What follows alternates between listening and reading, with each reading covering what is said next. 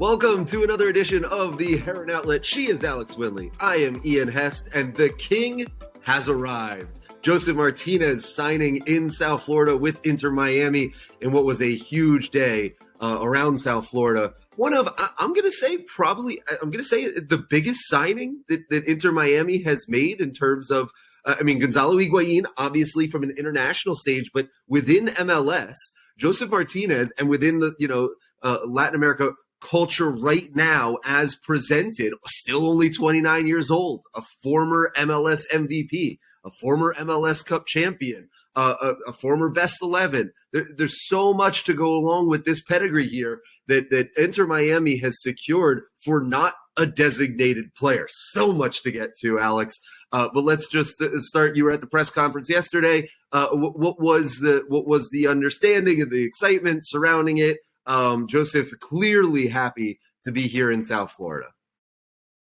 Yeah, he was super excited. He talked about living in Doral with that high Venezuelan population.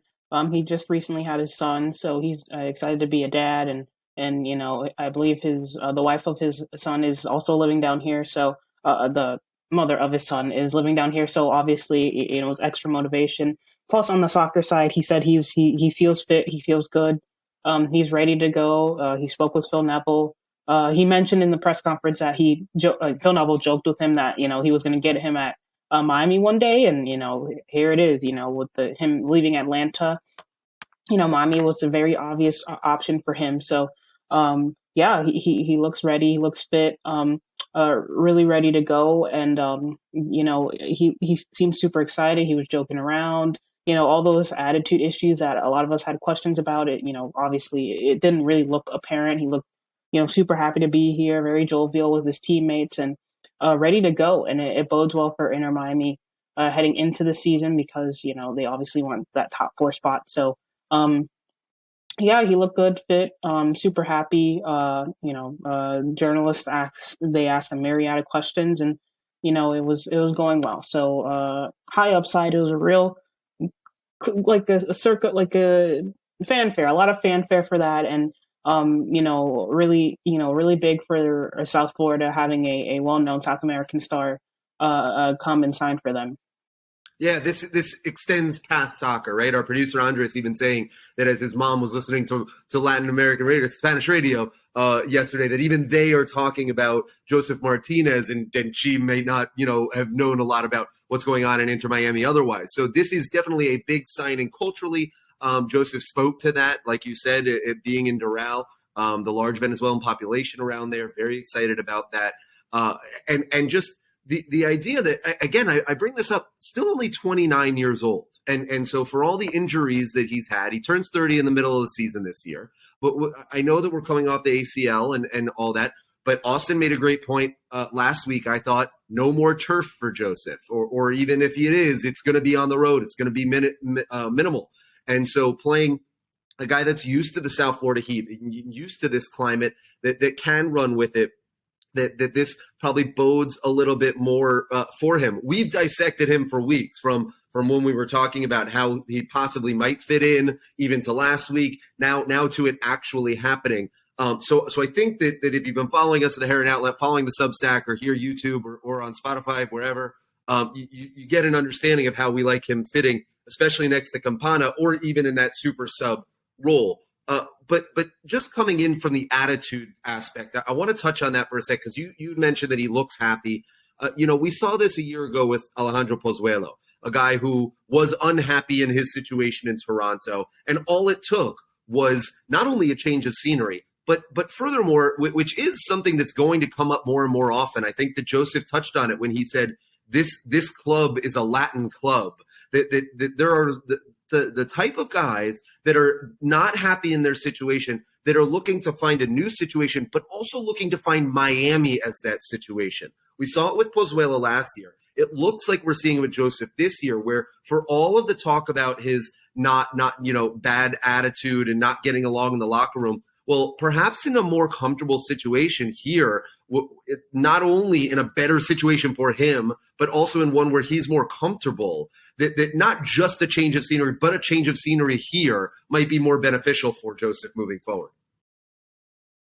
Yeah, I agree, and I think, like you said with Pozuelo, sometimes it just takes a change of locker room to bring out that player that may have been on the decline. Listening to Joseph yesterday, and I wrote a piece about the press conference on the Heron Outlet Substack.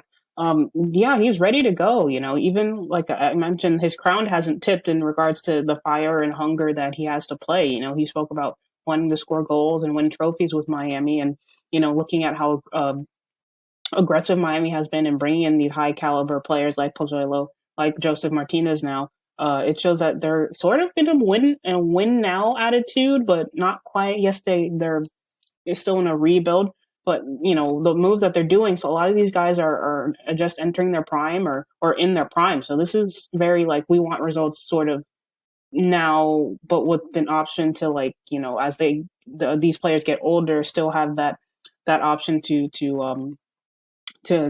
just build a foundation even more. So like it's sort of a win now attitude with Joseph Pozuelo, all these other guys. So yeah, Joseph's excited to he's excited to get here. He's excited to play and yeah, it just bodes well for Miami. They're gonna have strike options up top to choose from, and it's gonna be really intriguing how he fits in.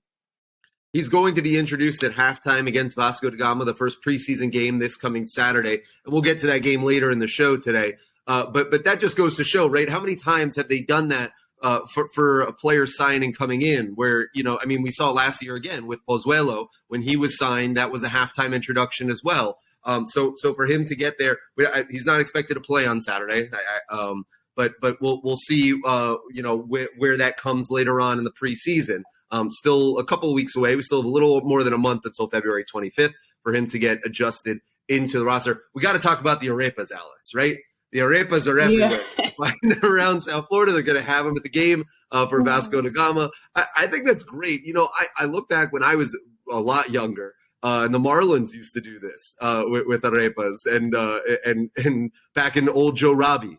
And you used to have the Arepa King that was walking around the stadium. Now you have the king of Arepas here, Josef Martinez. It's going to be fun. I mean, and they should be having fun with this. I thought that the rollout was fantastic. Sometimes we have gotten on the club a little for not, understanding the social media aspect or the gravitas of this. I thought that the rollout was fantastic for Josef.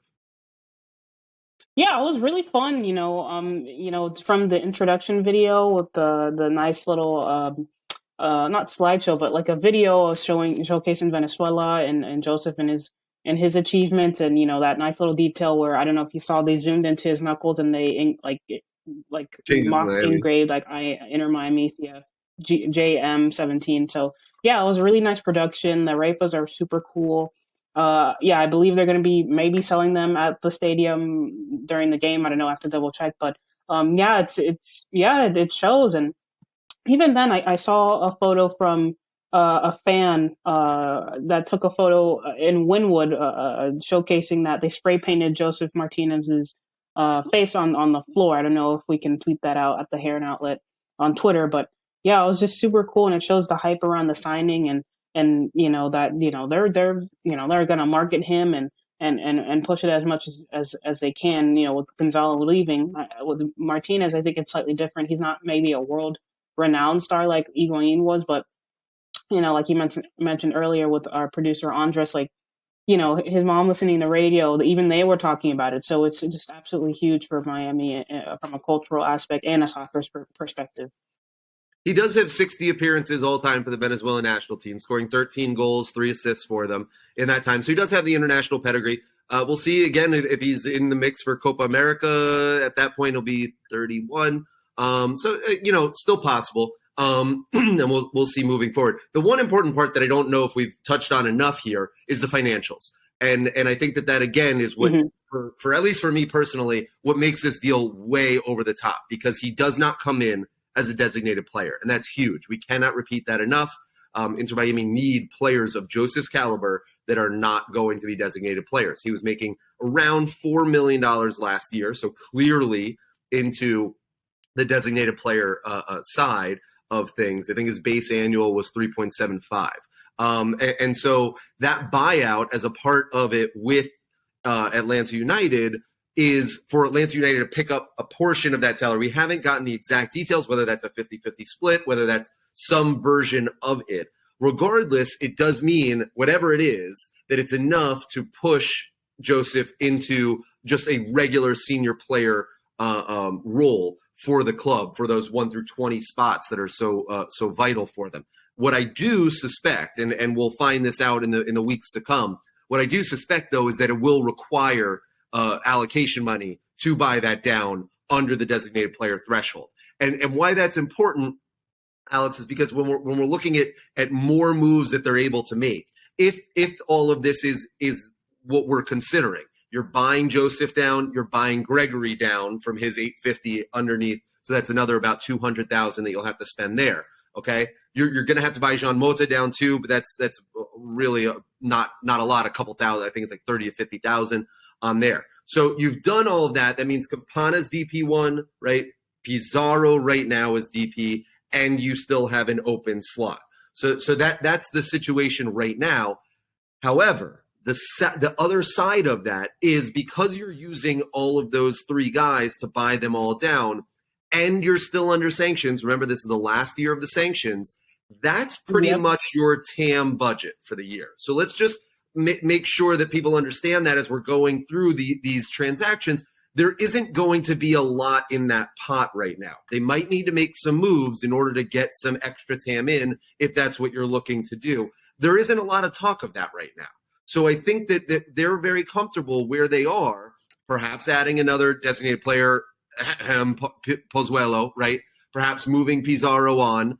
That's possible right now, right? So, but just understanding right now that when we're talking about, we could buy this player or buy that player down, a lot of that allocation money right now is in Josef, Gregory, and Jean Mota. It's a numbers game with MLS, and obviously Chris Henderson's better with the numbers than I am, but to that point, Ian, I looking around some of the transfer rumors, there are some rumors regarding Gregory and some teams in Brazil, Palmeiras and Cruzeiro are two of them that are interested.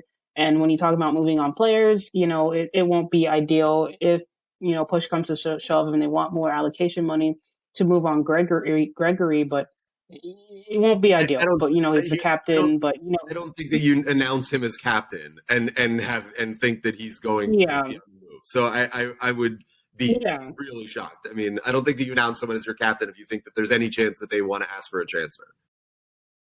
Yeah, that's true. But and like you said with the open DP spot, there's just a lot of moving variables, and Miami aren't done with their squad building quite yet. Like you said, there may be minimal money there, and they may need to make some moves. What those moves are, you're probably more well versed in the transfer business than I am in regards to the roster money sections. But there is some room to move, but obviously with the sanctions and whatnot, it'll be not tough because they're privy to the numbers, but they're getting kind of close to the line here. So, but as far as I know, with Inter Miami now, they double and triple check everything. Like even with the Josef acquisition, the league obviously approved that, and they were in the clear. So, we're just gonna have to wait and see mode, and see how everything comes together. Whether Pozuelo resigns or Pizarro gets moved on. So, it'll be intriguing to see what they do there. And again, we've mentioned this all offseason. We thought that it started with Pozuelo re-signing and Pizarro finding a landing spot. It's actually been the reverse. That looks like that'll be the final piece of the puzzle. Whether I still expect Pozuelo to re-sign with Miami sooner rather than later. But whether or not Pizarro is on the roster or not, that's still to be determined. Still in training, and so we'll wait and see. As that goes. But that's sort of the understanding in the financials with it, that is where a lot of your money is going. The other side of that coin, too, just to put a bow on this, is that means in 2024, a lot of money opens up because you're going to have a lot of money opening up. Pizarro's in the last year of his deal. Nick Marsman, just for an example, who's making a lot for a goalkeeper, is in the last year of his deal. So those just are a couple of guys that really would open up a lot of cap space too, whether they're here on restructured deals or what say you? Yeah, arguably, I think 2024 will be even a bigger year. Like you said, the sanctions are done. Pizarro will be in the last year of his contract. A lot of guys making a lot of big time money will be on the last years of their contract. So a lot of money will open up in that regard. So if Miami, if they have a successful season this year and they want to continue to build, they will have the flexibility to do so come 2024, even more so. Even if those messy rumors do continue to persist, yeah, 2024 is definitely that year, and we spoke about this in 2021, I believe, or when the sanctions first hit. We discussed, when those sanctions are done, which is 2024, that could be the year where Miami really starts to push on and grow to where they wanted to grow anyway. So, yeah, it'll be intriguing to see. Just it was interesting too that you say that because I tweeted out the other day, or I think it was last night, that I've shown you this before, how I envision them going with the 4-4-2, but that narrow 4-4-2. Yeah. And it was funny to me that people got excited. And naturally so. I mean, that's great. It's wonderful that people are excited about this year. But as I'm seeing some of the responses that came in, people are saying, "Oh, this is such a different team, such a different team." And I'm looking at the starting lineup, and there was only 2 changes that I had made from the final game from last year. So it was interesting to see how excited people are with just the left back and a second striker. And a second striker. It's amazing what a guy like Josef can do, though, and to put McVay in a position that he's supposed to play with and have a natural left back. I mean, these are the smart moves that Inter Miami has made over this offseason that I think gives people reason to be excited. If you were, so close to doing it last year, if not for that terrible start to the year, to be a top 4 seed in the East, then you're feeling good about this team come next year. Let's talk about let's talk about the preseason getting underway. Saturday, Vasco da Gama coming into Drive Pink Stadium, the first time to really see this iteration of Inter Miami and just what we're expecting, and just who you're excited to see. Formationally, I don't suspect Phil's going to give a lot away, especially Phil is notorious for giving us dummy lineup sheets that are not the right formation, and we have to take the first 2 minutes to figure out what the actual formation he's going with for the day is. So I don't think that if he's doing that in the regular season, I don't think he's going to be doing us any favors in the preseason. But just who are you looking forward to seeing? What can you learn from a preseason game like this and just getting back underway in 2023? Well, since it's the first preseason game, I fully expect it to be something regarding fitness. I don't think they'll do a lot of tactical tweaking until they get closer to the season. So I think it's going to be more about giving guys who may not get a lot of minutes this year getting some playing time. Like I'll expect to see like Benjamin Kromeshki or Noah Allen. Just some of the younger guys coming through. Maybe guys coming back from injury if John Mata's fit. Maybe getting him some minutes in. Josef obviously won't be playing. Maybe we'll see Pizarro start. See what he has before. If he gets moved on. Maybe Campana gets a run for 45 minutes, and then they'll switch to I don't know, Ariel Lassiter, or I don't expect Robbie Robinson to get many. And if Robbie does get minutes, it's going to be like 10 minutes at the end, and he probably won't push too hard. So I don't expect them to go full throttle. Obviously, it's a preseason game. I think it's going to be more about fitness and just checking out certain players. And I think closer we get to the season, they'll have other friendlies against other MLS teams, like St. Louis City. That's what they're calling themselves, St. Louis City SC.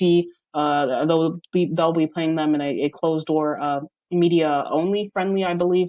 And so I think closer we get to the season, we'll see more tactical things in regards to that. So, I don't think it'll be heavy. I know a lot of Vasco da Gama fans, they just got beat by River Plate by 3 goals. So they're looking to win. And, Vasco wins, it's okay. But Miami it'll be more so for fitness and checking out particular players, than it being like a tactical thing more so than anything, I feel. A quick tangent on St. Louis. It's St. Louis City SC. So it's SLCSC. Try and say that like 5 times. St. Louis City SC. It's a tongue twister. St. Louis City. We're gonna have a tongue twister. Indiana Vassilev did sign his contract over from Aston Villa. Just a quick note on that. Indiana Vassilev is a permanent transfer from Aston Villa now to St. Louis, so we'll get a chance to see him for them this upcoming season. And a game that Inter Miami does travel to St. Louis this upcoming season. But talking about this, I was thinking back to the Barcelona match last year in the middle of the season, and how Phil was able to get everybody on the field for a decent period of time. That everybody got to play, and the guys that there were two. I think it was was it Bryce Duke and Jean Mota, or I'm trying to remember who, but there were two guys who were under a yellow card suspension. They played pretty much the entire game. But Phil did a good job of trying to get everybody into that game, and did get everybody into that game. I could see a similar situation with that come Saturday against Vasco da Gama, especially with it being open to the fans. Fans have their own fan favorite, whoever is yours watching, listening to this. You want to get a chance to see who that is, even if it is Robbie, right? Like for 10 minutes, then you get to see him for 10 minutes as he tries to get his way back. I think this is a huge, huge preseason for those winger. I'm going to keep it up. Those wingers that need to be diverse, that need to have other tools in their arsenal. Stefanelli, Robert Taylor, Ariel Lassiter, Coco. Emerson's going to I expect them to play. These are the guys that I'm going to keep my eye out on. That I want to see. If you are solely a winger, if when Phil is giving you action, that is your sole responsibility. You're going to need to be working harder in training to develop more skills. I think that just the way this roster is getting constructed, that is turning out to be a very bonus piece for this roster, but not something that they're going to go to the well for day in and day out. So if you want to get minutes, you're going to need to be versatile in this roster. So I look at a guy like Robert Taylor, who we've talked a lot about. I think he can offer this team a ton simply because there are many places you can put Robert Taylor. He can be very diverse on the field. He doesn't just have to be that creator on the wing. It helps. He's fantastic when he's there, but you can also tuck him inside and play that second central midfielding role. He could even possibly at times, even drop into a wingback role. We don't really want to see that, but Lewis Morgan role. Exactly. I mean, Lewis Morgan role. they did it with him once or twice on the left-hand side last year. Yeah.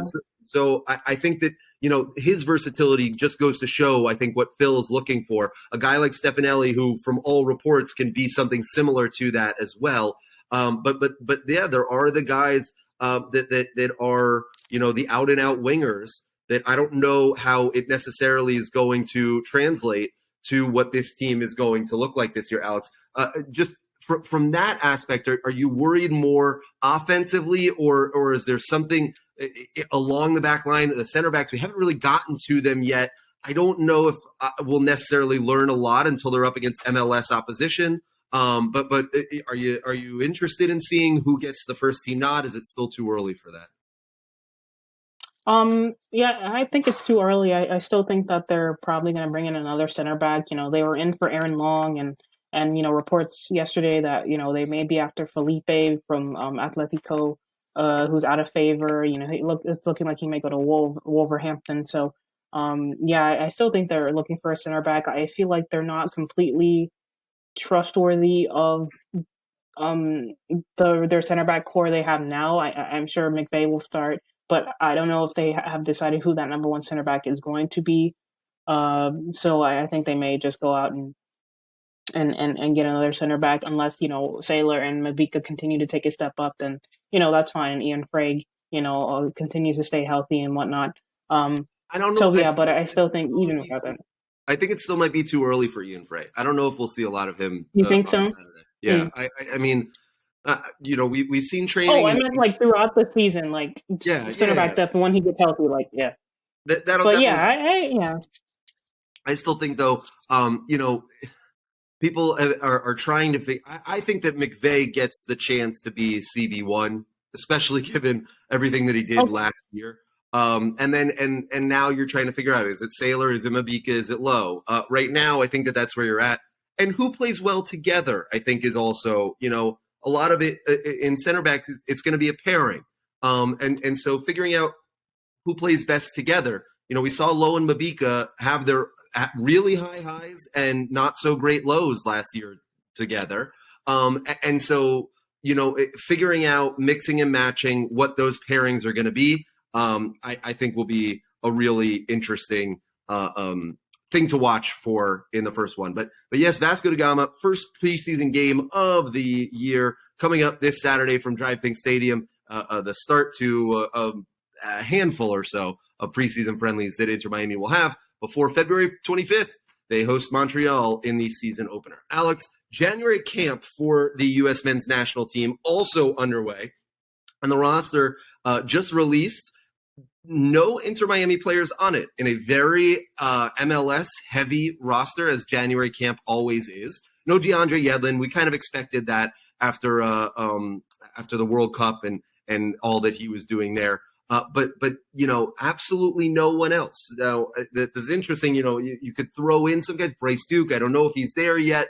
Inter Miami not playing with a lot of Americans right now, so as their starters. So you could make the argument that there isn't really a guy there. The one guy that we were thinking might be there is Drake Callender. He was a finalist for MLS Goalkeeper of the Year last year. Definitely there were grumblings in the mix. He was asked preseason at the very first press conference if he had heard anything about his inclusion in January camp. He had said no, which actually did come as a surprise to me because there were grumblings about him possibly being goalkeeper 3 in this January camp.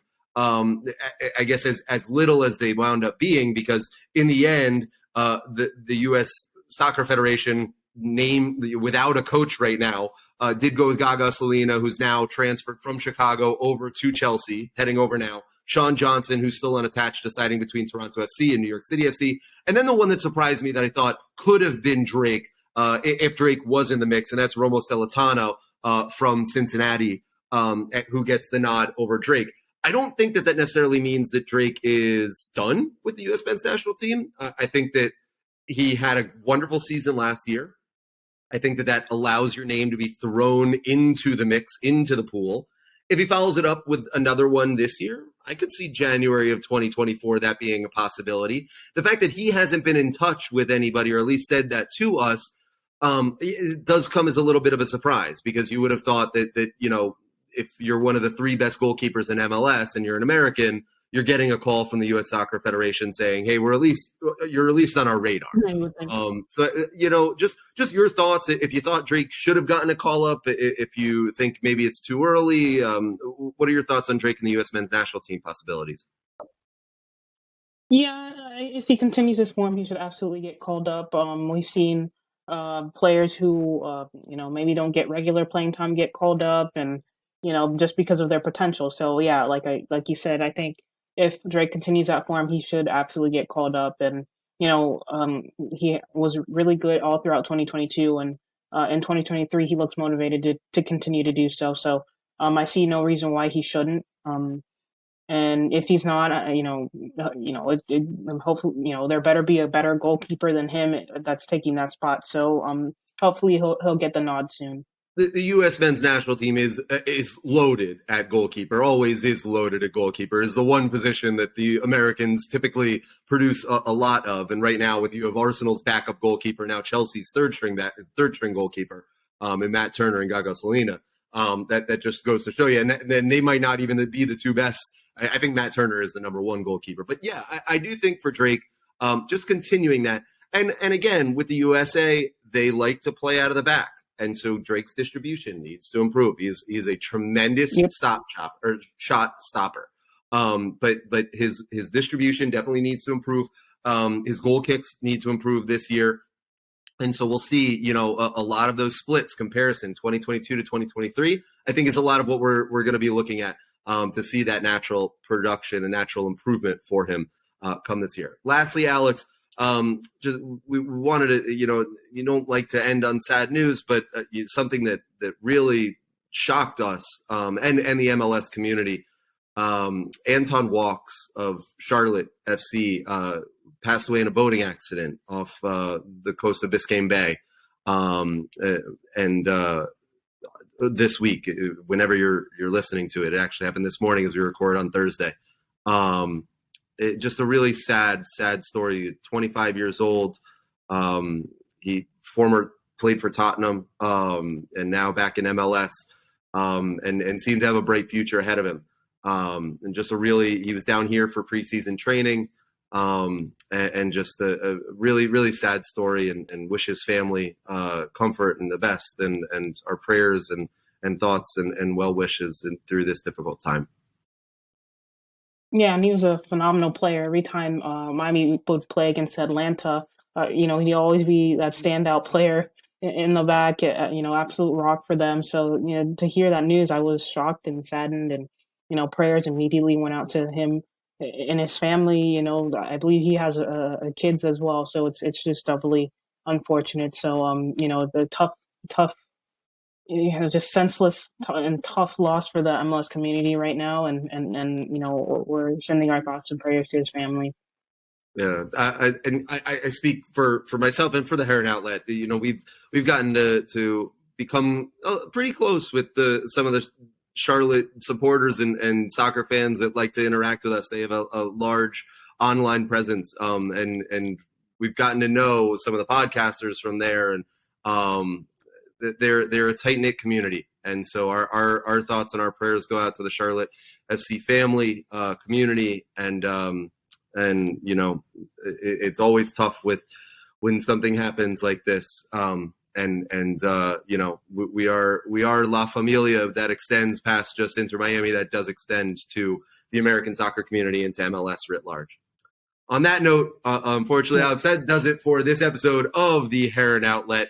She's Alex Winley, for Austin Roblard, and for our producer Andres, I am Ian Hest. Make sure you follow us on our socials, our brand new Substack, theheronoutlet.substack.com. You can sign up, get all the latest news, info, tactics, breakdowns, interviews, and more. Follow us on Twitter and on Instagram, and subscribe, like, rate, review on our YouTube channel or wherever you get your podcasts.